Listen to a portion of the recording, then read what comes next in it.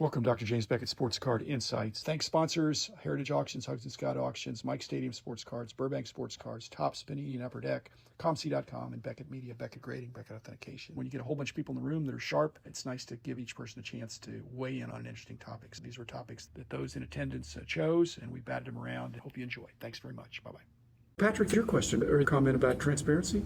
Yeah, blogging about something I don't own but I want, and then all of a sudden now I have to pay quite a bit more for it when it surfaces because people read my blog post. I'm okay to do that. I've been doing this a long time, but because I'm passionate about the content, it's more just how do you manage? Do you just accept that what your content is about might produce a monetary value of something that you still desire to be much, might manipulate the value of something you still desire. I related this back to a version of FOMO that is FOMO forever, that you're never going to see this card again. If I'm never going to see a card, and I'm Patrick and I want that card, I'm going to say, hey, I really want that card. Okay? If it's a run-of-the-mill card you're probably going to see, and you tell people you want it, and a lot of people have it, they say, hey, here comes Patrick. He's the one that's going to pay extra for this card. So FOMO forever, that's a legit FOMO.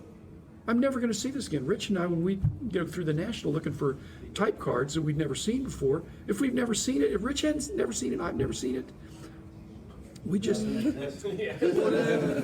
just saying. So the FOMO aspect is if you see it all the time, FOMO is just trying to regulate your wallet. That I can buy it now before it goes up, but it might not go up, it might go down.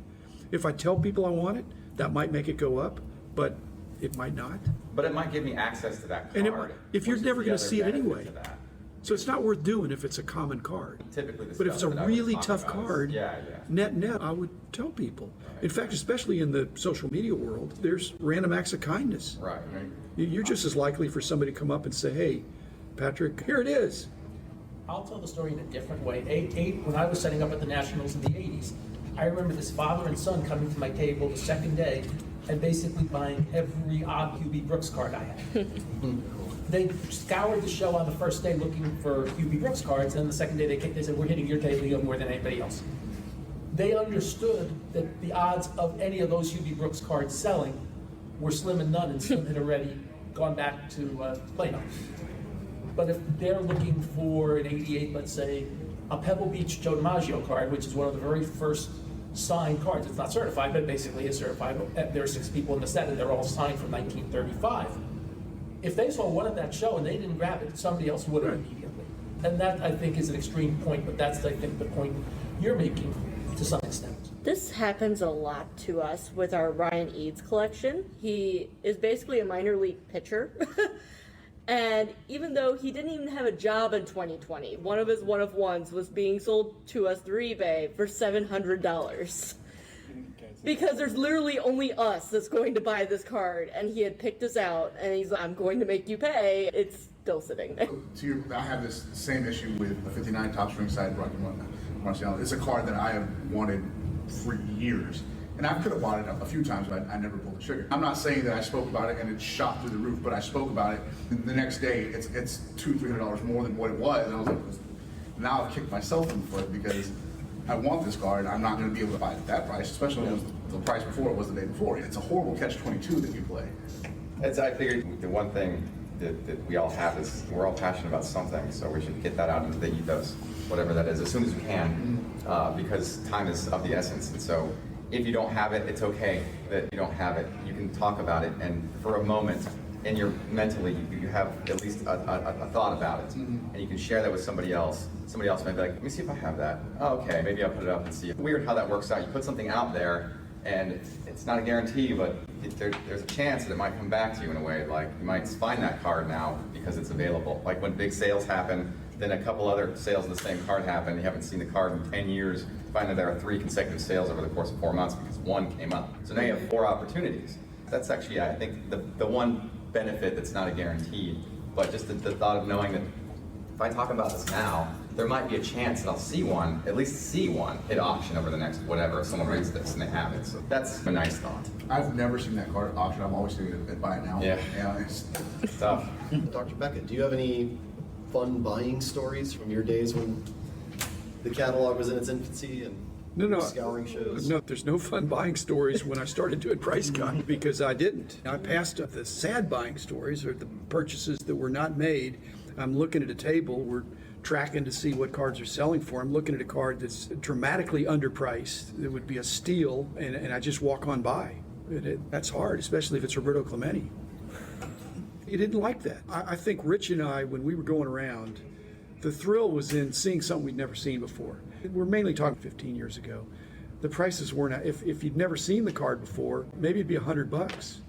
It could be the only one. Our dear friend, and you know him too, Arizona Hank Reeses. Yeah. And he set up the last 2 shows here, and he had some ABA set I had never seen before. You actually mentioned seeing that on one of your podcasts, but it was something where that part of me kicked in saying, I've never seen that before. He actually was carrying Sanchez's old basketball card price guide from '92 saying, these are the mistakes in it. This is when it really is, just to show how long it's been extant and to show it. But there was something you and I don't remember we ever seen before. Yeah.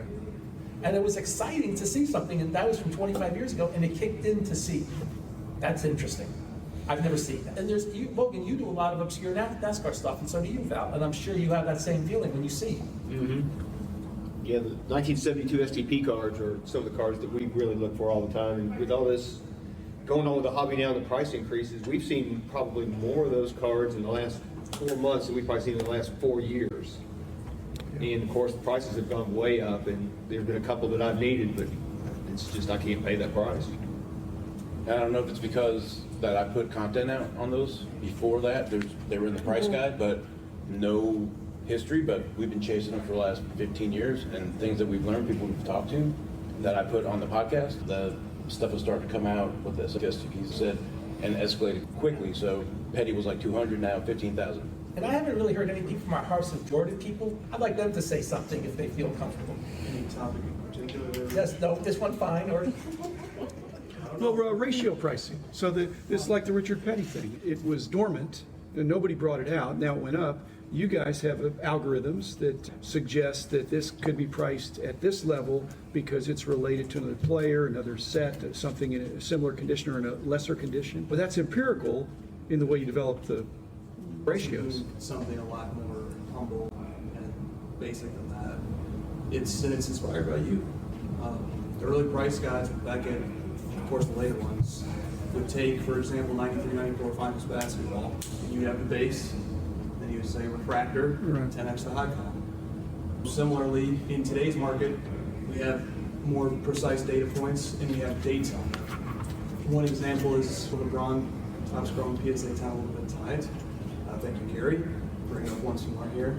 That card, historically, it's actually, from the empirical point of view, pretty remarkable, is held at a 5x multiplier to the refractor PSA 10 analog to it. Now, does it always hold? No. There can be variation. In fact, there's quite a deviation from the historical correlation right now. It's quite different. But the concept that movements in one market can trigger movements in another is, from the data point of view, compelling. From the collector's point of view, potentially useful. From the seller's point of view, bad or good, depending upon which way it's moving in your direction. Sometimes it can be precise, sometimes it is. And to Dr. Beckett's point, when you start getting into cross-player comparisons or even cross cards, a lot of times it just doesn't hold up. If there's anything that's really humbling in trying to do data in sports cards, it's how often projects like that utterly fail to have any predictive value whatsoever. The science of prediction, science in general is methodologically based on prediction. And the extent to which you can specify variables in advance and say, under these conditions, if these variables hold, then the consequence will be X.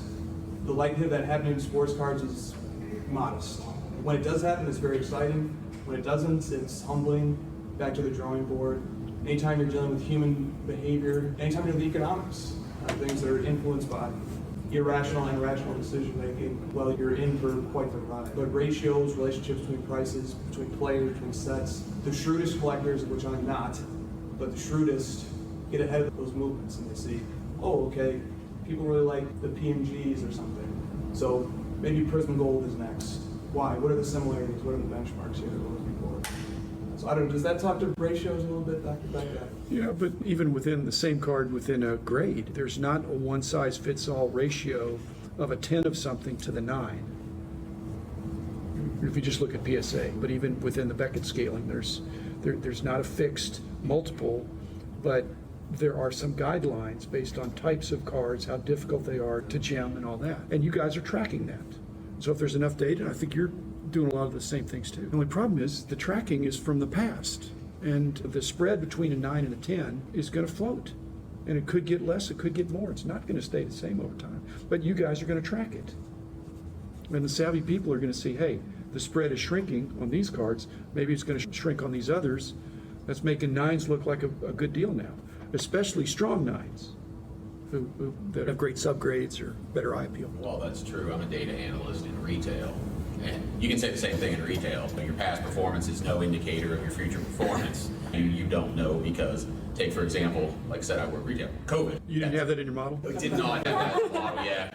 I could not predict that X category was going to literally sell out in 1 week. So at the end of the day, I mean, while perhaps imperfect, it's a hypothesis. It's an educated guess based on what you've had. It's no different than in basically any other setting. You can only do so much and you can only work with the information you have. And unless you're something I don't, you ain't got a DeLorean. For the analysts in the room, is there a weight that you give to certain things? Because I know, like, you mentioned pop reports earlier, the indicator, and they are, but we've also seen silver prisms. The pop report is nowhere near the indicator as much as just popularity and recognizability. Spreads between 9s and 10s, like, in your personal systems, do you have a weighting class where you say, like, pop report is 15% of the value versus overall iconicness? The spread on this card is heavier, you know, it's heavier on superstars, or it's less heavy? Every other one, because you can look at it at a category level, you can look at it at a secondary level, and you can look at it at a granular level, and it's reflective upon, take again the things of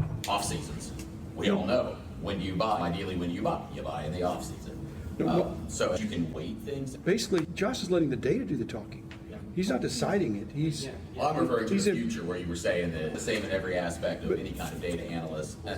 And then you look at trading cards or retail. the pop report, and with PSA's backlog starting to catch up, you're all of a sudden seeing, it was pop 2 yesterday, it's pop 35 today.